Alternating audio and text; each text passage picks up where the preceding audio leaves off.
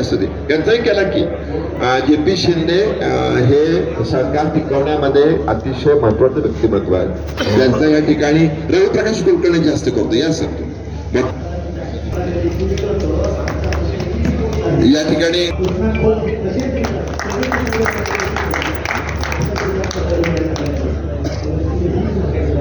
त्याचबरोबर या ठिकाणी इनामदार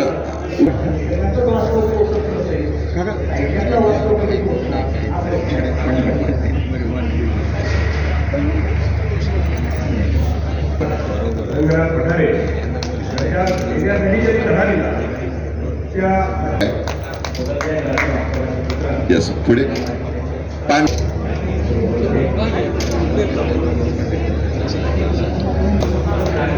सर तुम्ही इकडे या बाजूला या ठिकाणी संहिता गोलते आलेल्या आहेत. कुठल्या स्टेजवर या कोकरे यांचा सत्कार होता.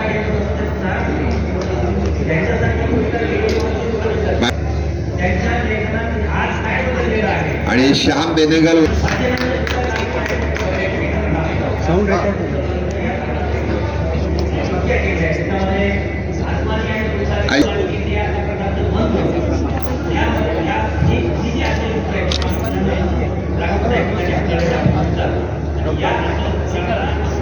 डॉक्टर विनायक राऊत यांचा या ठिकाणी सत्कार होत आहे. सर हे अभिनव एवढं लिखाण करतील आम्हाला खात्री आहे. त्याच्यापुढे आमचे मित्र शेखर हसरनीस यांचा सत्कार होतोय.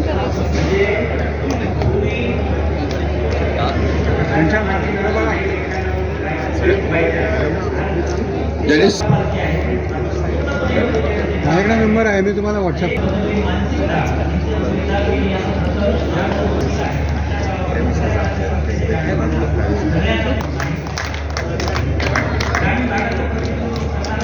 आणि या ठिकाणी आणि त्यांचं यापूर्वी जगणं नव्याने उमलताना हे पुस्तक प्रकाशित झालं.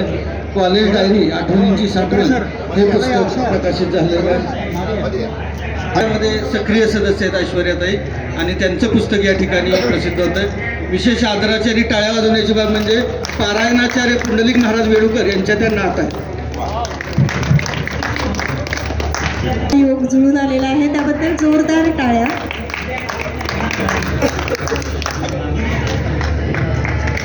इकडे बघा थांबा स्टेजवरच्या लोकांनी टाळ्या नका वाजू.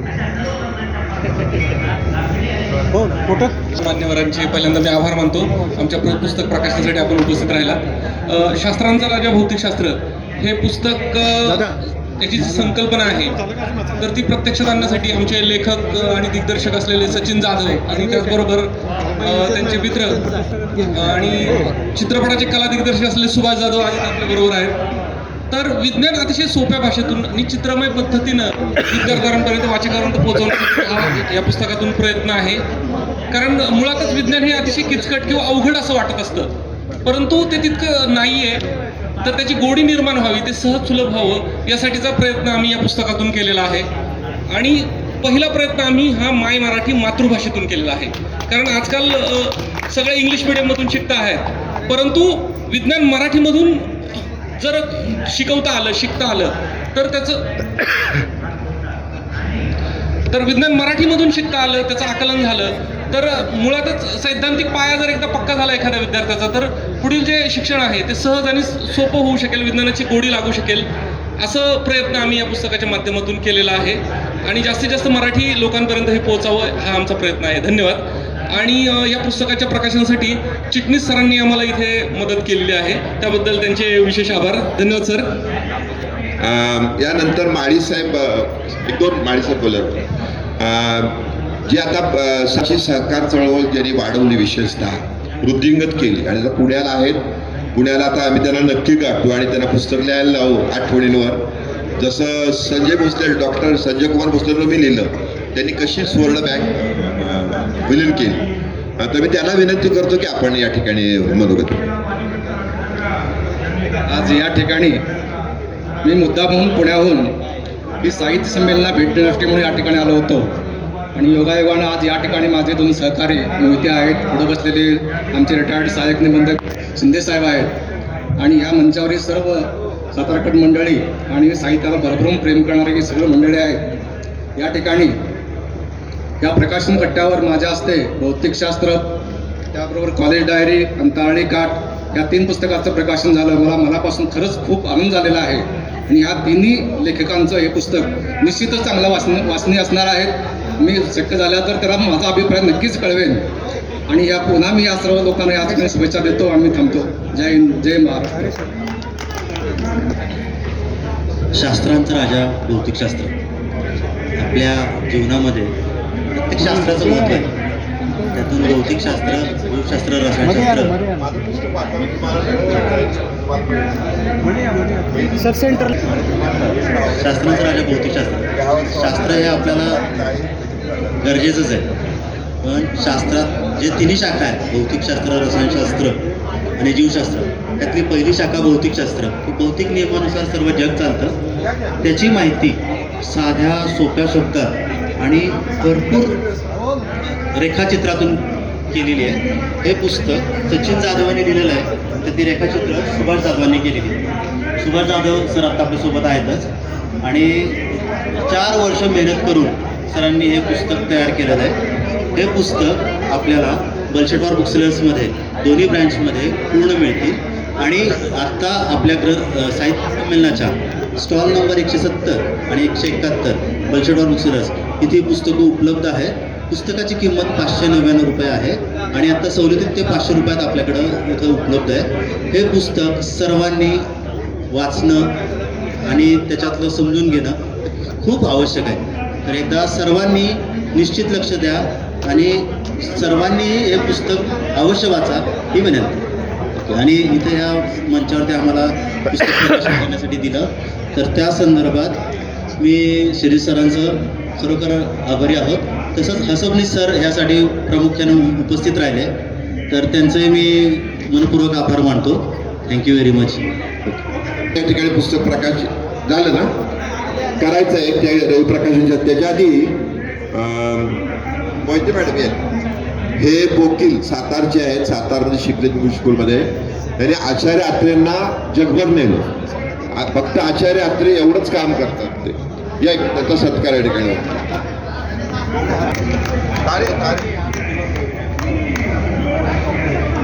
एक मिनिट.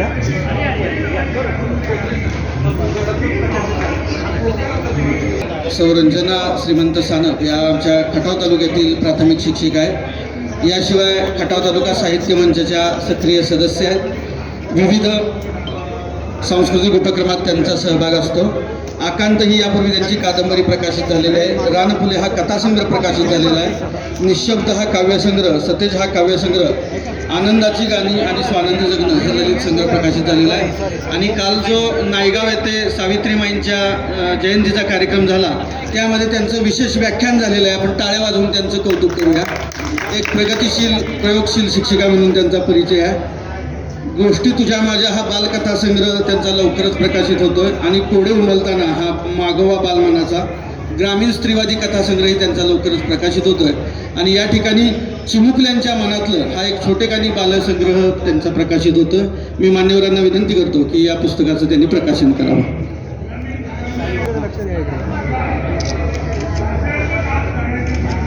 ओके. मराठी साहित्य परिषद ही आपल्यासाठी सगळ्यांसाठी आनंदाची आणि अभिमानाची बाब आहे. ज्ञानमंदिर विचाराची मंथन जिथे होतं ते नेहमीच कौतुकाचं आणि आदरणीय स्थान असतं. अशा ह्या संमेलनामध्ये स्त्री चळवळीचा सुद्धा या आयोजकांनी सहभाग केला, त्याबद्दल मला विशेष आनंद आहे. खूप थोर लोकांची, विचारवंतांची भाषणं ऐकायला मिळाली, चर्चासत्रं ऐकायला मिळाली. आणि ह्या सत्रामध्ये शिरीष चिटणीस सर आपण सगळ्यांना किती एनकरेज करता प्रत्येक काम करायला, लिखाणापासून तर प्रकाशनापर्यंत हे आवर्जून नमूद करायला हवं. त्यामुळे असेच आपल्यासारखे एनकरेज करण्यासारखे निर्माण व्हावे. कारण मी खरं म्हणजे या क्षेत्रात प्रथमच पदार्पण करते. मी व्यवसायाने स्त्रीरोग तज्ज्ञ कराडमध्ये प्रॅक्टिस करते आणि ग्रामीण भागामध्ये महिलांच्या समस्या ह्या अगदी जवळून बघायला मिळाल्या. एक स्त्रीरोग तज्ज्ञ म्हणून महिला आम्हाला अगदी स्वतःचं आयुष्य उलगडून टाकतात आणि त्यामुळे त्यांच्या घरात आणि मनात आम्हाला प्रवेश मिळतो. त्यांच्या अडचणी जवळून जाणून घेता येतात आणि त्या निमित्ताने त्यांच्या समस्या आणि संकट आमच्यासमोर आली आणि म्हणून मी महिला बालकल्याण आणि आरोग्याचं ह्या सगळ्या कामासाठी बाहेर पडले. आणि त्याच्यातूनच खरं म्हणजे बेनेगल साहेबांची माझी ओळख झाली. तेव्हा ते MP होते, खासदार होते, राज्यसभेचे सदस्य आणि प्रत्येक गोष्ट घडून येते कायद्यात घडवतात असं म्हणतात. त्यानिमित्ताने एवढा मोठा माणूस किती साधा असू शकतो, म्हणजे पद्मश्री सारख्या पुरस्काराने सन्मानित आणि एवढं मोठं चित्रपट सृष्टीत काम आहे त्यांचं, तरीसुद्धा आदराने बोलणारे, अगदी जमिनीवर असलेले, साध्या लोकांना आपल्या सामावून घेणारे आणि विशेषतः परिघा बाहेरच्या माणसांच्या समस्या त्यांनी केंद्रस्थानी आणून चित्रपटाद्वारे तो सगळे विषय समाजासमोर मांडले आणि आपल्याला जाणीव करून दिली की तुमच्या सुरक्षित आयुष्याच्या पलीकडे हे सुद्धा एक आयुष्य आहे आणि त्याच्याकडे बघा ही जाणीव निर्माण करून दिली. आणि म्हणूनच त्यांना समांतर चळवळीचे प्रणेते म्हणतात. आपल्याकडे मनोरंजन म्हणूनच चित्रपटाकडे बघण्याची एक वृत्ती आहे. तर माझ्या पुस्तकाद्वारे मला श्याम बेनेगल ह्यासारख्या व्यक्तिमत्वाची ओळख तर करूनच द्यायची होती, पण चित्रपट माध्यमाकडे एक नुसतं मनोरंजन नाही तर त्यातून समाज परिवर्तन सुद्धा कसं घडू शकतं आणि आपल्या मतपरिवर्तन कसे होऊ शकतात हा जर आपल्याला त्यातून एक मेसेज मिळाला तर प्रेक्षकांचं रसिकात रूपांतर करण्यात मला वाटते यश आलं असं म्हणता येईल. आणि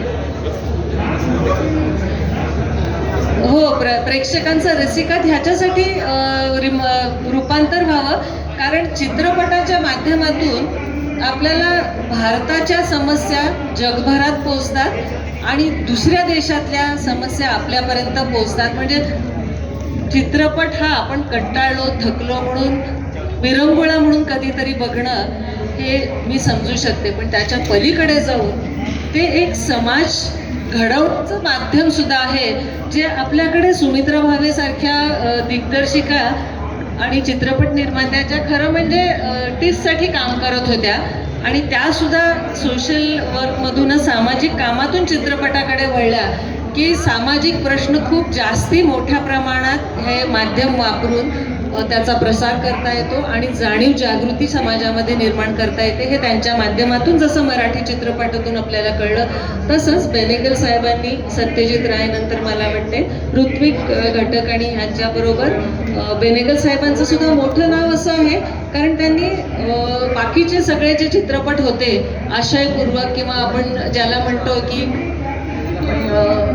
समांतर सिनेमा, ती चळवळ बेनेगल साहेबांना प्रणेते असं याच्यासाठी म्हणलं जातं कारण तो त्यांनी चित्रपट हिंदीत आणला आणि जास्तीत जास्त लोकांपर्यंत तो पोचवला.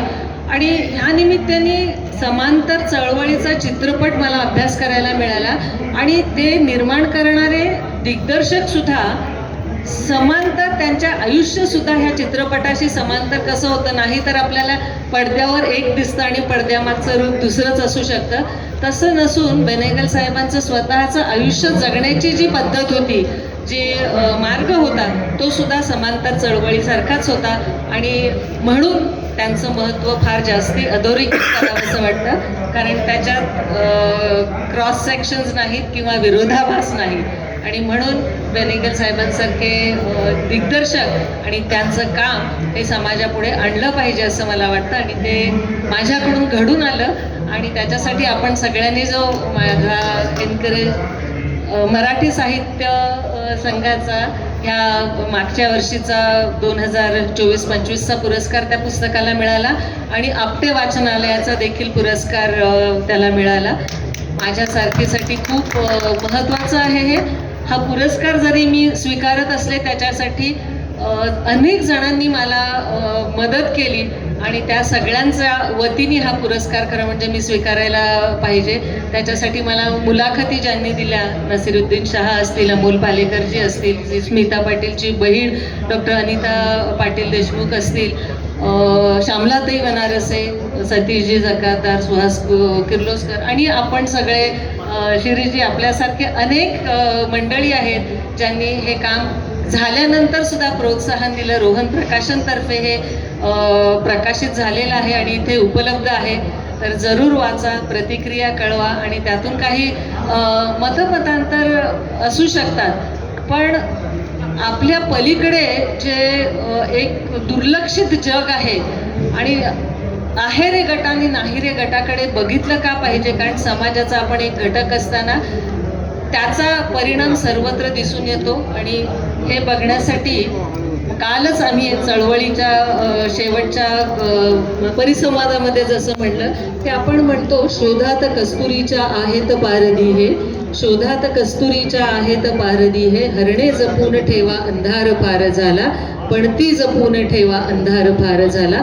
आणि मेसेज हाच आहे त्याच्यातून की अशा अंधाऱ्या कोपऱ्यांमध्ये प्रत्येकाने जर एक एक पणती लावली तर उजेड व्हायला वेळ लागणार नाही. आणि तो उजेड आपण सगळ्यांनी ती जबाबदारी घ्यायची आहे. कालच सावित्रीबाईंची जयंती झाली. आपल्या सगळ्यांमध्ये एक ज्योतिबा आणि एक सावित्री लपलेली असते. त्याला जाग करणं हे ह्या मला असं वाटतं साहित्य संमेलनामधून काम झालं तर ती त्याची फार मोठी यशस्वीता असेल. कारण असं परत म्हणलं जातं की societies are not destroyed by actions of rascals, societies are not destroyed by actions of rascals but by inaction of good people. वाईट लोकांच्या दुष्क्रियांपेक्षा चांगल्या लोकांची निष्क्रियता ही समाजाला घातक असते.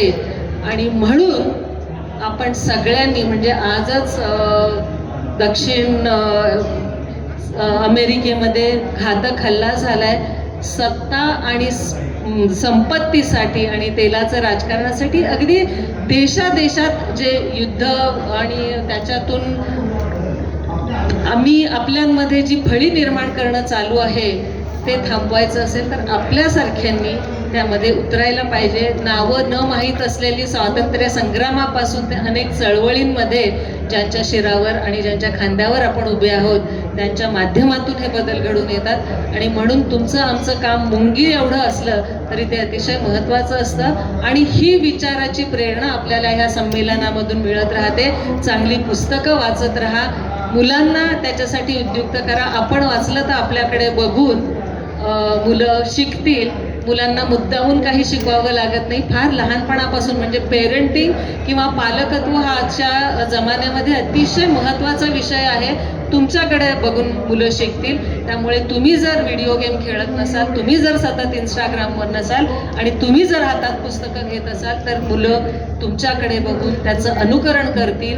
टी व्ही आणि इन्फोटेनमेंट आजकाल म्हणतात, माहिती कळते पण त्याचा कसा आणि किती वापर करायचा हे आपल्या हातात असतं. सुरीनी भोकसल्या पण जाऊ शकतं आणि शस्त्रक्रिया पण होऊ शकते. आम्हाला सर्जन आणि गायनेकॉलॉजिस्ट म्हणून ऑपरेशन कसं करावं आणि चांगलं कसं जपून ठेवावं आणि वाईट रोग कसा बरा करावा त्याच्यातून त्याचं निराकरण कसावं हे आम्हाला शिकवलं जातं. त्यानिमित्ताने आपण सगळ्यांनी तोच विचार आयुष्यामध्ये पुढे न्यावा आणि आपल्या पुढच्या जनरेशनला, पुढच्या पिढीला तो विचार त्यांच्यापर्यंत पोचवावा असं मी म्हणेन. शिरीष सर आणि सर्व मान्यवरांचे उपस्थित आणि स्टेजवरील आणि स्टेज समोरील मान्यवरांचे मनापासून आभार. धन्यवाद. धन्यवाद सर. करतो एक 5 मिनिटं बोला.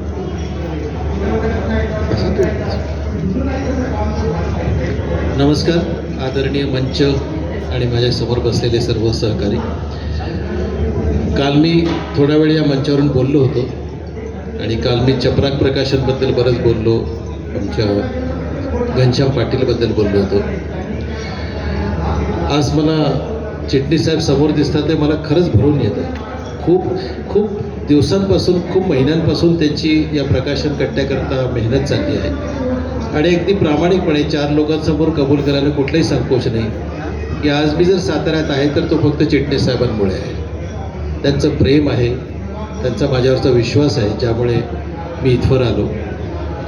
वाचन संस्कृती वाढवण्यासाठी अनेक स्तरांवरून अनेक प्रयत्न चालले आहेत. आता मॅडम पण वाचनाबद्दल बोलल्या. मला कधी कधी खूप वाईट वाटतं की आमच्या पिढीकडून किंवा आमच्या नंतरच्या पिढीकडून एक अक्षम्य गुन्हा घडत गेला. ते म्हणजे पुस्तकांना ते लोक लांब ठेवत गेले. ठीक आहे, आमच्या हातात एक 5 इंच गुणिले 4 इंच असं एक इन्स्ट्रुमेंट आहे, ते खूप धोकादायक आहे हे आम्ही ऐकून राहिलो.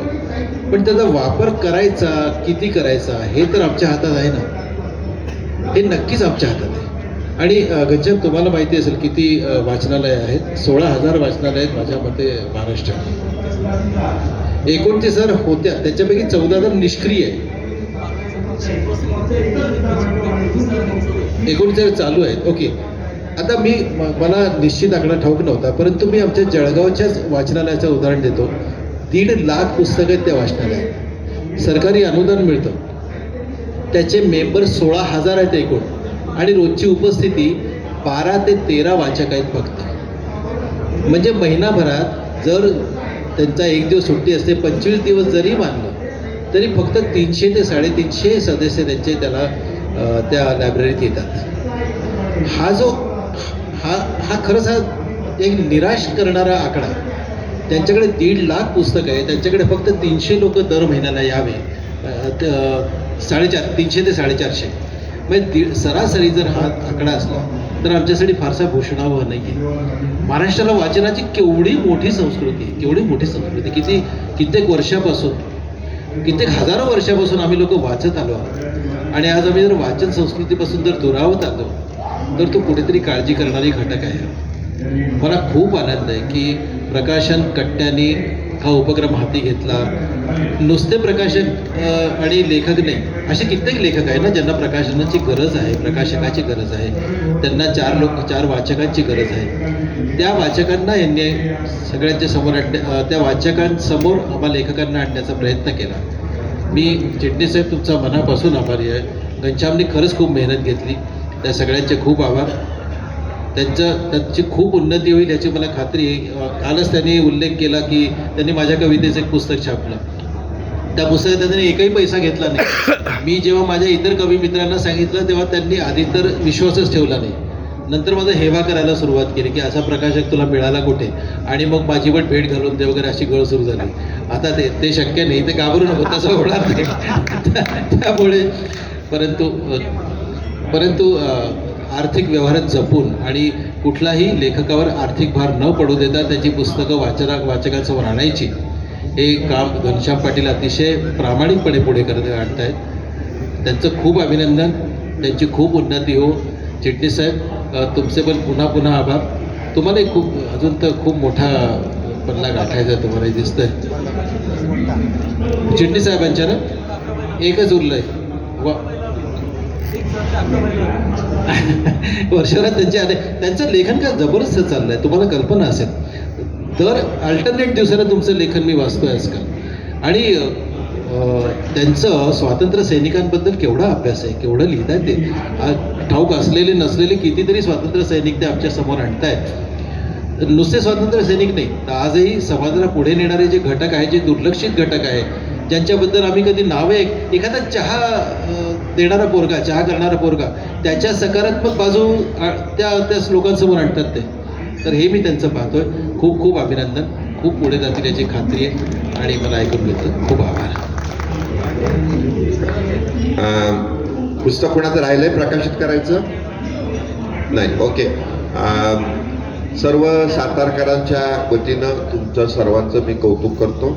विशेषतः आज या ठिकाणी उपस्थित असलेल्या सविता मोहिते, ज्यांनी श्याम बेनेगलचं पुस्तक दिलं, हे प्रत्येकाने वाचण्यासारखं आहे. ते जे आता सांगत होत्या तसं चित्रपट हे माध्यम इतकं सकस आहे की ते विद्यार्थ्यांचं अतिशय आमूलाग्र बदल करू शकतं, मोठ्या माणसांचा बदल करू शकतं. ही एका बाजूने गोष्ट. आणि सविता मोहितेंकडे बघितलं लक्षात येतं माणसाच्या की आपण कधी लिहू शकतो. म्हणजे त्यांचं श्याम बेनेगलवरचं पहिलं पुस्तक आहे, पण ते आता लेखिका झालं, त्यांना तो सुचायला लागलं, मी यावर लिहिते, मी त्यावर लिहिते, मी त्यावर लिहिते. आणि हे फार महत्त्वाचं आहे. मला विशेषतः श्याम बेनेगल यांचं पुस्तक वाचल्यानंतर सुवा जोशी, आपण जे मेजर नाव काय पुस्तकाचं, संध्या देवरुखकरांनी एक पुस्तक लिहिलेलं आहे, ते मी वाचलं आणि माझ्या लक्षात आलं सुभाषचंद्र बोस यांच्यावर लिहिलेलं आहे, त्यांच्यावर. परंतु आपल्याला असं नवीन काय मिळत जातं. म्हणजे मी स्वातंत्र्य लढ्यावर माझे 100 भाग झाले केसरीला, आता अजून चालू आहे यावर्षी. पण मला असंच लक्षात आलं की अशी वेगवेगळ्या गोष्टी एक असतात. त्या ठिकाणी अतिशय मोठी व्यक्तिमत्व बसलेलं आहे, तोही प्रकाश कुलकर्णी. हे महाराष्ट्रातल्या कानाकोपऱ्यातल्या लेखकांना पुढे आणतात. ललित मासिकात कायम सदर लिहिणारे ते आहेत त्यांची ओळख व्हावी म्हणून धडपडत असतात.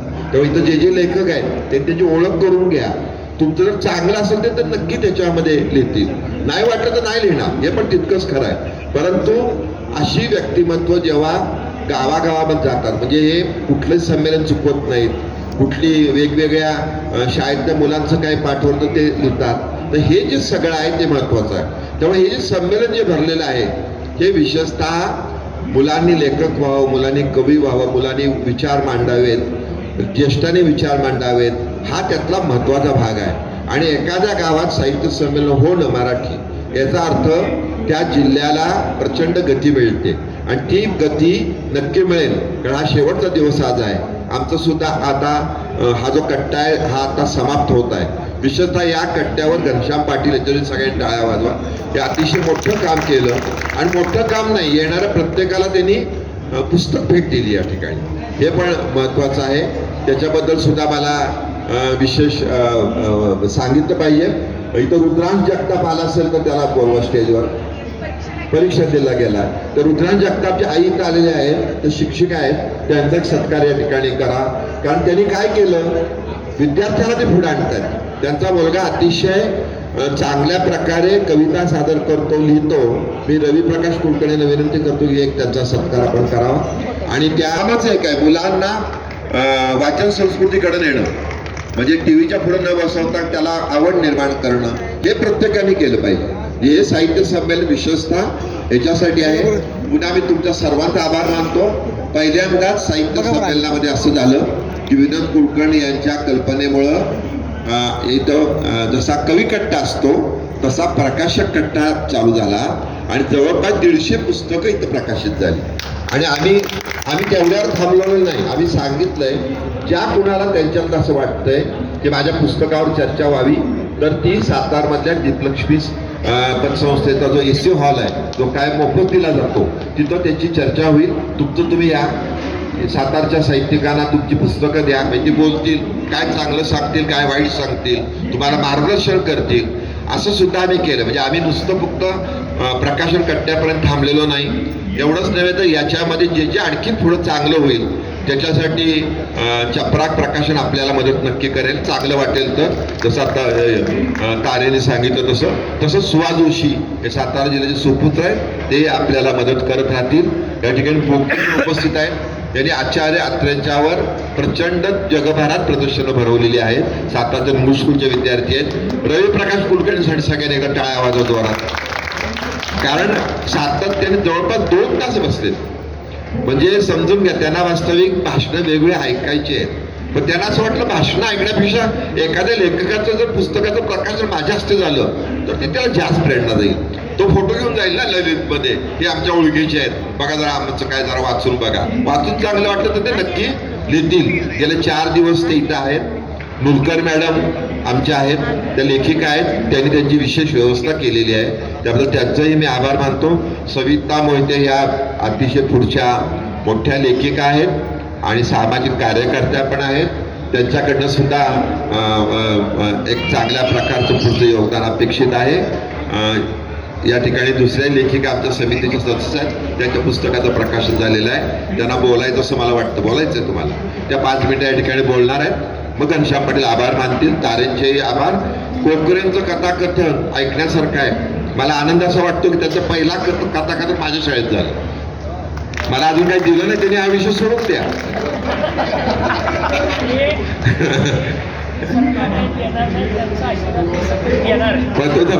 परंतु काय आहे, एखादी चिंगारी असते ना, तशी त्या नागेवाडी शाळेमध्ये त्यांचा कथाकथनला पहिला नंबर आला. आज त्याच्या 50-100 कथा आहेत, त्याच्यावरती कथाकथन करतात. तेव्हा तुम्हाला काय घेऊन जायचं या साहित्य संमेलनातनं आपल्यासाठी, आणि कितव्या वयात लिहिता येतं. मला वाटतं राजेंद्र बनहट्टीचेच वडील असतील, मला वाटतं त्यांनी 80 वर्षी लिहायला सुरुवात केली उदाहरणार्थ. त्यामुळे आपण कितव्या वर्षी लिहायला चालू करतो तर तुम्ही लिहा, आपल्या मनात भरपूर असतं. जसं आपण आता बघितलं कराओकेचे कार्यक्रम बघा, प्रचंड होतात.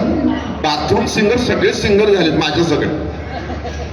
तर हे का सांगितलं माझ्या सकट की आपल्याला येत असतं पण आपण ते म्हणत नाही, घाबरतो. आपल्याला गाणं म्हणता येईल का, गाणं म्हणता येईल का. तर तुम्ही सगळ्यांनी लिहिलं पाहिजे. विशेषतः विद्यार्थ्यांना आपण तसं मार्गदर्शन करावं. मी लेखिका त्यांना साटम. रंजना साटम या ठिकाणी 5 मिनिटं बोलतील. घनश्याम पाटील आभार मानतील आणि नंतर एक 10 मिनिटांची कथा कोकरे या ठिकाणी सादर करतील.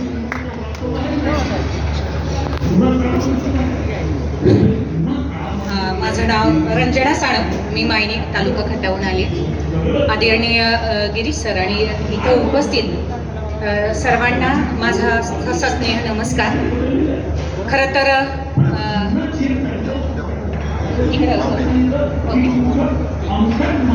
तर डोंगरा एवढ्या उंचीची माणसं या व्यासपीठावर विराजमान आहे आणि मी शिकणारी आणि लिहिणारी, थोडं बहुत लिहिणारी एक प्राथमिक शिक्षिका, कवयित्री आणि छोटीशी लेखिका.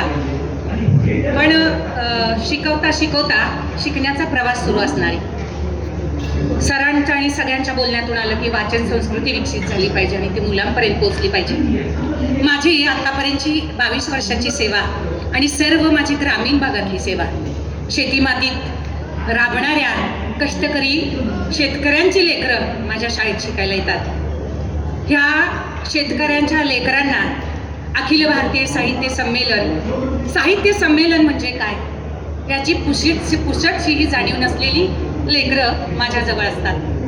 त्या लेकरांच्या मनातलं थोडं कुठंतरी साहित्यातून मांडावा हे माझ्या मनाला वाटत होतं आणि त्यांचं बालविश्व मीराण फुले या चिमुकल्यांच्या मनातलं हे मांडत गेले. पण त्या लेकरांच्या मनातलं कुठं मांडायचं हे मला कुठंतरी वाटत होतं. त्यासाठी आणि त्यांना साहित्य संमेलन समजावं त्यासाठी शालेय स्तरावर मी छोटं बालकविता संमेलन आयोजित केलं. या साहित्यिकांची भेट माझ्या लेकरांना कशी व्हावी यासाठी मी एकनाथ आवाड सरांना आणि जे आमच्या परिसरातील साहित्यिक आहेत त्यांना विनंती केली की माझ्या मुलांसमोर, या छोट्या लेकरांसमोर तुम्ही यावं आणि माझ्या लेकरांना मार्गदर्शन करावं. मी एक शिक्षिका म्हणून माझ्यातले काही जे मला साहित्यातली थोडी बहुत जाण आहे ती माझ्या लेकरांच्या मध्ये उतरावी यासाठी प्रयत्न करते आहे. आणि माझी छोटी लेकरं एका ग्रामीण भागातली की जी वंचित घटकातली मुलं आहेत की ज्यांची मुलं जी कर्नाटक राज्यातून स्थलांतरित झालेली द्विभाषा मुलं माझ्या शाळेमध्ये शिकतात, तर त्या मुलांचं साहित्य पुस्तकात येण्यासाठी मी छोटा प्रयत्न करते आहे. आणि तुमच्या सर्वांचे त्यासाठी मला मार्गदर्शन लाभावं, तुमच्या सर्वांचा मोठा त्याच्या पाठी असावा ही अपेक्षा व्यक्त करते. आणि माझ्यासारख्या छोट्या लेखिकेला इथं या व्यासपीठावर बोलण्याची संधी मिळाली त्यामुळं संयोजकांचं आणि इथं उपस्थित असणाऱ्या सर्व व्यासपीठावरील आणि तुम्हा सर्व श्रोत्या वर्गांचाही मी मनापासून आभार मानते. धन्यवाद. शाळा आहेत विशेषतः गरीब मुलांच्या, पण मला माहीत नाही, पण माझ्या शाळेमध्ये कर्नाटक, राजस्थान, बिहार, UP आणि बाकीच्या राज्यातली जी मुलं आहेत, मजुरांची विशेषतः मुलं, त्यांची मातृभाषा काय असेल तुम्हाला वाटतं? त्याची मातृभाषा मराठी आहे आणि ती मराठीमध्ये आपल्यापेक्षा चांगलं बोलतात, चांगलं लिहितात. त्याचं कारणच असं आहे की भाषा ही सराउंडिंगवर अवलंबून असते. त्यामुळं जे सराउंडिंग इथं आल्यानंतर म्हणजे मला चांगलं असं वाटतं की बिहारमधल्या मजुरांची मुलं मराठी चांगलं बोलतात, पण बिहारमधले इथं असलेले श्रीमंत लोक आहेत ते कुठल्या शाळेत घालतात मुलांना, तर ते इंग्रजी शाळेत घालतात आणि त्यांची मुलं एखाद्या वेळेस मागं पडलेली दिसतात पण ही पुढे जातात. हे मातृभाषेचं वैशिष्ट्य आहे. माझा कालचाच लेख आहे बंकिमचंदांच्यावरचा, ते विशेषतः इंग्रजीमध्ये शिकले आणि इंग्रजीमध्ये लिहित होते ते, परंतु त्यांच्या लक्षात आलं की माझ्या त्या पुस्तकामध्ये ओलावा का येत नाही, मग त्यांनी ते बाजूला ठेवून बंगाली भाषेत लिहायला सुरुवात केली आणि वंदे मातरम निर्माण झालं. नुसतं वंदे मातरम निर्माण नाही झालं, ते गेल्यानंतर वंदे मातरम देशाने डोक्यावर घेतलं आणि स्वातंत्र्य मिळवलं. वंदे मातरम म्हटलं की बाबा सावरकर सारख्या स्वातंत्र्य सैनिकांना मार खावा लागला आहे. वंदे मातरम म्हटलं की कैदेत टाकायचे. त्यामुळे हे साहित्य संमेलनाला काय यायचं आहे, तर हे त्याच्यामध्ये या गोष्टी अतिशय महत्वाच्या आहेत. त्यामुळे एकदा त्या शिक्षिकेसाठी आपण सातम शिक्षकांनी टाळ्या वाजवा की त्या जे करतायत ते अतिशय महत्वाचं आहे. आता शेवटचं सांगेन मुद्दाम त्यांच्यासाठी की लवटे म्हणून, सुनील कुमार लवटे म्हणून आता देशात प्रसिद्ध आहेत, नुसत्या महाराष्ट्रात नाही, विशेषतः सातारचा स्वाभिमान त्यांनी पुढे नेलाय. तर्कतीर्थांच्यावर 18 ग्रंथ प्रकाशित त्यांनी केलेत. वि स खांडेकरांच्यावर साधारणपणे 35 पुस्तकं अप्रकाशित साहित्य त्यांनी तयार केलंय. आणि महाराष्ट्रातील जवळपास 25 म्युझियम त्यांनी तयार केलेले आहेत. म्हणजे यशवंतराव चव्हाणांचा नेहरूंसारखा जॅकेटमधला फोटो एका म्युझियम मध्ये आहे. शरद पवार म्हणजे शक्यच नाही, तर त्यांनी दाखवलं हे बघा इथं हे आहे. तर मी एवढं सांगितलं की जेव्हा ते शाळेत नोकरीला लागले का नाही त्यावेळेला विशेषतः तिथं काय होणार होतं, एक जण तुमचे तपासणीला येणार होते जिल्हा परिषदची माणसं, पण त्यांनी वर्गात तयारी करून घेतली. कुणाला सांगितलं लेख लिहून आणा, कुणाला सांगितलं कविता लिहून आणा, कुणाला सांगितलं हा उतारा उतरून आणा. ज्याच्यात प्रगती होती त्यांना त्यांनी सांगितलं. आणि एका विद्यार्थ्यांनी भाटे नावाच्या विद्यार्थ्यांनी एक कविता तयार करून आणली. ते त्यांनी बघितली. त्याने नवीन होते शिक्षक, त्यांनी काय केलं, शुद्ध लेखन केलं. जे शब्द चांगले वाटते तिथे चांगले ऍड केले, त्याचं उकार चुकला असेल तर उकार दुरुस्त केला. म्हणजे लाल शाहीने ती कविता भरली आणि त्या विद्यार्थ्याला दिली. ते म्हणजे हे घेऊन जा आणि आता ही कविता अशी लिहून आण आणि मला दे. विद्यार्थी त्यांच्याकडे बघत राहिला, तो भाट्य विद्यार्थी. तो म्हणला आता माझी कुठं झाली राहिली सर कविता, तुमची झाली कविता. तेव्हा ते जागे झाले. ते म्हटले माझ्या आयुष्यात मी जे हे करतोय ते एका गोष्टीमुळे करतोय. एका छोट्या भाटे नावाच्या विद्यार्थ्याने मला आयुष्याचं वेगळेपण दिलं. त्यामुळे बरेच लेखक आपण बघतो स्वतःची निर्मिती करतात.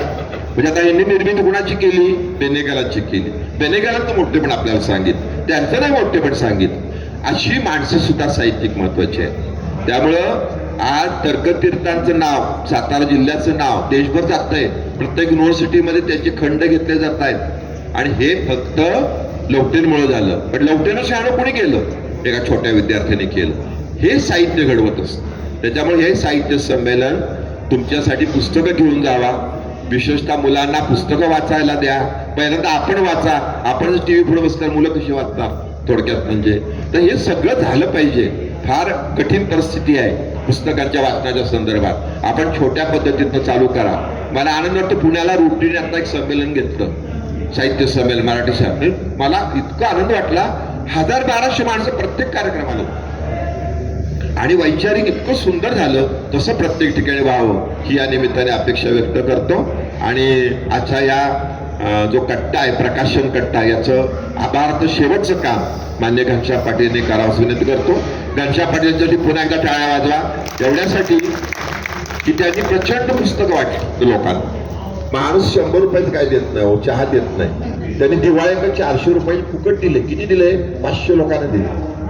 तर हे देणं जे आहे ना ते महत्व. त्यांना सुद्धा कोणतरी दिलं असतं, पण त्याची देण्याची प्रवृत्ती आहे ती. आणि त्याने हा कट्टा विशेषतः सजवला, मोठा केला आणि दरवर्षी करतायत.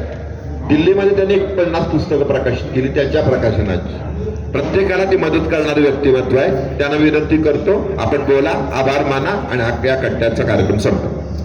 आभार मानण्याआधी एक छोटासा गोड असा कार्यक्रम आहे. 4 दिवस झाले संमेलन चालू आहे आणि एक वरिष्ठ साहित्यिक आहेत ज्यांच्या कवितेचं सादरीकरण आता होणार आहे व्यासपीठावरून. तर त्यांना हा प्रकाशन म्हणजे प्रचंड आवडला. 1 तारखेला उद्घाटन झाल्यापासून ते आत्ताच्या समारोपाच्या कार्यक्रमापर्यंत जेव्हा जेव्हा हा अविरत चालू होता त्यावेळेस ते यायचे आणि भेट द्यायचे. तर त्यांना एक आपली ती पोचपावती जी असते ती पोचपावती चिटणीस सर आणि आपले चपराकचे पाटील सर यांना द्यायची आहे. तर त्यांना मी व्यासपीठावर आमंत्रित करते. बुलढाण्याचे कवी अंकुश पडघम.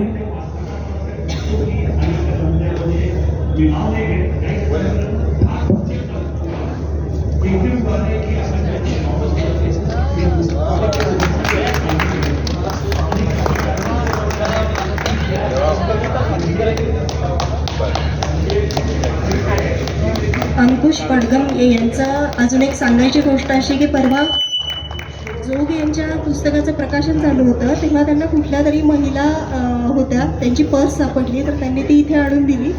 त्याच्यामध्ये बऱ्यापैकी पैसे पण होते. आणि जेव्हा आपण हे अनाऊन्स केलं त्यानंतर एक 5 मिनिटाच्या आतच ती पर्स त्या महिलेला मिळाली. त्यामुळे असे ते प्रामाणिक साहित्यिक आहेत. यानंतर मी पाटील सरांना विनंती करते की त्यांनी आभार मानावेत. व्यासपीठावरील सर्व मान्यवर, समोर उपस्थित बंधू भगिनींनो, गेली 4 दिवस अभ्यासपणे इथे हा ज्ञानयज्ञ सुरू आहे.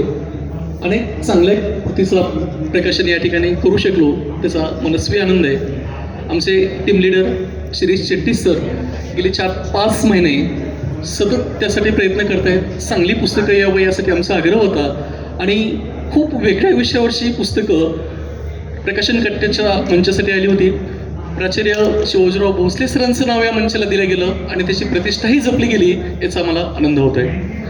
असं म्हणतात की ज्या राज्यात धान्याअभावी दुष्काळ पडतो तिथली जनावरं मरतात, काही वेळा माणसंही मरतात, मात्र जिथं संस्कारांचा दुष्काळ पडतो तिथली मानवताच मरते. त्यामुळं असे संस्कार जिवंत ठेवण्यात जे सातत्यानं प्रयत्नशील आहेत, गेली 30 ते 40 वर्ष या क्षेत्रामध्ये काम करतायत असे शिरीष शेट्टी सर या प्रकाशन कट्ट्याचे प्रमुख होते, म्हणून आम्हाला खूप चांगलं नियोजन करता आलं. उद्घाटनाच्या पहिल्या सत्रामध्ये आपण जी पुस्तकं प्रकाशित केली त्यात नरहर कुरुंदकरांनी लिहिलेलं शिवचरित्र होतं. त्यांचे चिरंजीव या व्यासपीठावर आले. त्या कार्यक्रमाला आपले संमेलनाध्यक्ष विश्वासराव पाटील होते, शिवेंद्रसिंह राजे आले. पुढच्या सत्रासाठी अभिनेते प्रशांत दामले या व्यासपीठावर येऊन गेले. अमेरिकेतले एकमेव मराठी खासदार असलेले ठाणेदार श्री ठाणेदार त्यांच्याही पुस्तकाचं प्रकाशन या ठिकाणी झालं. अंमलनेरच्या साहित्य संमेलनाचे जे अध्यक्ष होते ते डॉक्टर रवींद्र शोभणे, तेही या मंचावर येऊन गेले आणि मार्गदर्शन केलं. ज्यांचं समीक्षेच्या तत्त्वज्ञानाच्या क्षेत्रात मोठं नाव आहे असे राजा दीक्षित सर या व्यासपीठावर येऊन गेले. या सगळ्या मान्यवरांच्यामुळं या व्यासपीठाची उंची वाढली. जी पुस्तकं प्रकाशित झाली, मगाशी म्हटल्याप्रमाणे वैविध्य काय असावं, तर आम्ही पहिल्याच दिवशी ब्रेलची 5 पुस्तकं प्रकाशित केली. म्हणजे 99 वर्षाच्या इतिहासामध्ये अंध भाषिकांना पहिल्यांदाच स्थान दिलं गेलं आणि अंध भाषिकासाठी ब्रेलची 5 पुस्तकं साताऱ्यामध्ये प्रकाशित झाली. हा एक कायमस्वरूपीचा इतिहास झाला.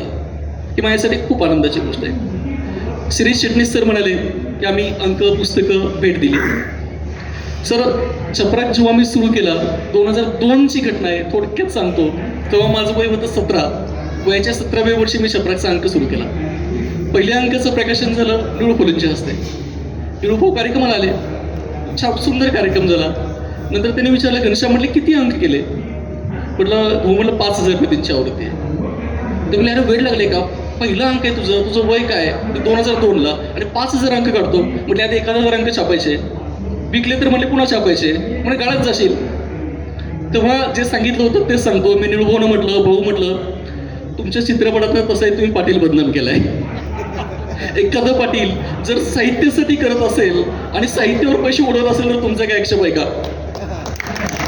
आणि 2025 या वर्षभरामध्ये जवळपास 101 पुस्तकं चपराकचीच प्रकाशित झाली. या व्यासपीठावर जी पुस्तकं प्रकाशित झाली त्यातली 40 पुस्तकं चपराक प्रकाशनची होती. चपराकचा दिवाळी अंक आम्ही 45 देशामध्ये पोहोचवला. जवळपास 3 कोटीची त्याची उलाढाल केली. आणि या 2026 मध्ये रोज एक पुस्तक प्रकाशित करायचा आमचा संकल्प आहे. वर्षभरात 365 पुस्तकं यावीत, ती सर्वोत्तम असावीत यासाठी आम्ही प्रयत्न करतो. कुलकर्णी सर या ठिकाणी आहेत, ते म्हणतील कदाचित काउंट महत्त्वाचं नाही, कंटेंट महत्त्वाचं आहे. सर, चपराकचं एक पुस्तक आशय, विषय, निर्मिती या सगळ्या दृष्टीनं अव्वल आहे. तुम्ही समीक्षक आहात त्यामुळं ते मुद्दामून सांगावं असं वाटतं.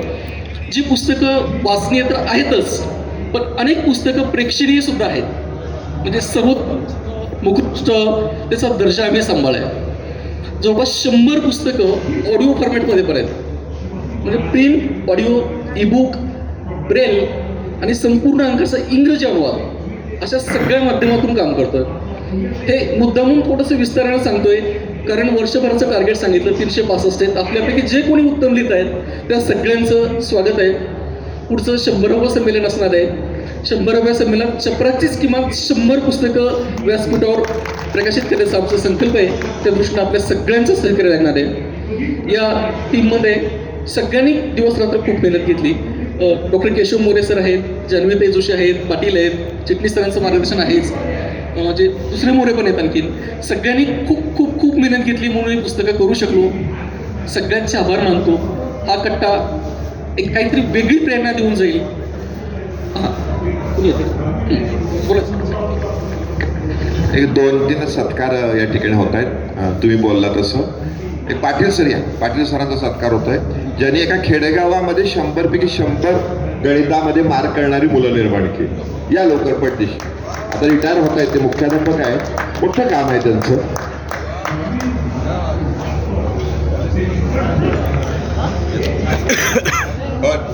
हे जे निर्मिती ती त्यांचीच आहे कथाकथन.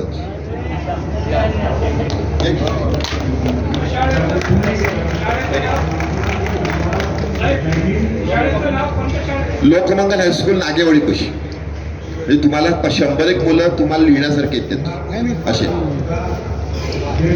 या का राहिला आहे तुम्ही RD पाटलांचा एक सत्कार राहिला त्यांचा एक झाला नाही. ओके, धन्यवाद.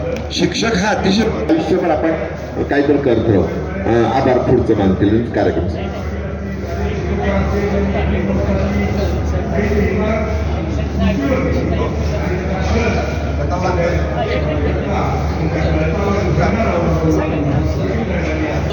नेहमीच खटकते मराठी भाषेपुढे सगळ्यात मोठं आव्हान जर कुठलं असेल तर प्रतिसाद शून्यतेचं लागलेलं ग्रह. नवीन लेखकाची दखलच घ्यायची नाही, त्याला उपेक्षेनं मारायचं असं सातत्यानं सुरू आहे. उदाहरण 2 मिनिटात सांगतो आणि सर मी थांबतोय. पहिलं उदाहरण आहे मृत्युंजयकार शिवाजी सावंतांचं. सावंत सरांनी मृत्युंजय ही कादंबरी लिहिली आणि त्यांना प्रकाशकच भेटत नव्हता. म्हणजे 22-23 महिने काही कादंबरी लिहायचं वय का, या वयात तू या विषयावर कादंबरी लिहिली ती कशी खपणार, अशा अनेक शंका कुशंका उपस्थित केल्या जात होत्या. तेव्हा त्यांनी त्याची संयुक्ता गदिमानं वाचायला दिली. गदिमाने कॉन्टिनेंटच्या कुलकर्णींना फोन केला आणि सांगितलं की मुलगी नाकेडोली नीटच आहे, तुम्ही करून घ्यायला हरकत नाही. आणि पुढे हा इतका मोठा इतिहास घडला. तसंच उदाहरण भाऊसाहेब खांडेकरांचं. त्यांचं विशाखा हा कविता संग्रह कोणी प्रकाशित करायला तयार नव्हता. कुसुमाग्रजांचा विशाखा हा कविता संग्रह कोणी प्रकाशित करायला तयार नव्हता. तेव्हा भाऊसाहेब खांडेकर पुढे आले. त्यांनी पदरचे पैसे टाकले आणि विशाखा प्रकाशित केला. आणि पुढे काय चमत्कार घडला आपण ते बघितलं. असंच जर नामवंतांनी नवोदयच्या पाठीशी राहिलं, म्हणजे आज जे श्री चिटणीस सर काम करतायत, जे रविप्रकाश कोकणे सर काम करतायत, हे त्यामुळेच खूप महत्त्वाचं आहे. जे उमलते अंकुर आहेत त्यांना बळ देऊया. ते जरी या संमेलनाच्या निमित्तानं घडलं तरी खूप मोठी घटना घडेल एवढंच सांगतो.